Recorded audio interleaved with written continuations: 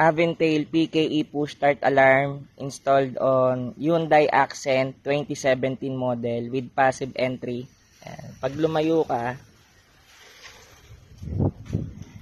kahit di mo pindutin yung remote, mag-auto lock siya. Sir, pabukas nga po. Nakalock po. Ayan, nakalock. Tapos pag lumapit ka, kahit hindi mo pindutin yung remote, ayan, mag-auto unlock siya. Ayan. Kaya kahit hindi nyo napindutin yung remote sa lock unlock, ayan, basta hawak nyo at malapit sa inyo, paglapit nyo sa sasakyan, mag-auto lock unlock na siya. Tapos yung remote start niya, ayan, bawa nilong press nyo tong lock, ayan, mag-i-start na siya. Tapos pagpapatayin nyo, long press nyo lang ulit, ayan, mamatay na siya. Tapos ayan, yung push start, dyan natin pinesto, tapos tinakpan natin yung susian. Dyan na request po ng customer. Ayan. Unang pindot, accessories. Ayan. Pangalawang pindot, ignition.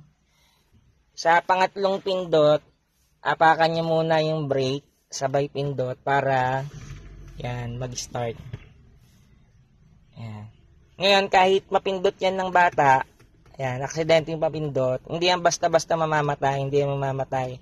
Maliban na lang nakaapa kayo sa brake, tas biglang napindot. Ayan. Pero pagka ito lang yan, oh, hindi yan mamamatay. Tapos pagka papatayin nyo na, apakan nyo lang yung brake, isang pindot, ayan, patay na. Tapos pwede rin naman diretso start, apakan nyo lang yung brake, isang pindot, ayan, mag-i-start na siya. Tapos ito yung remote ng kinabit natin, yan, magandang klase yan.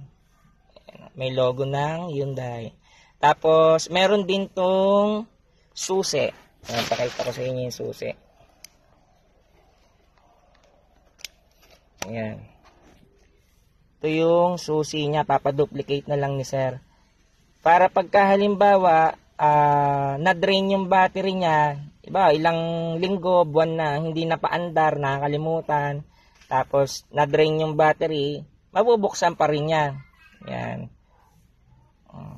Dito lang yan nakalagay sa may remote. Ayan, susok-sok mo lang. Ayan. Ayan, nakasok-sok lang yung dyan. Yun. Okay.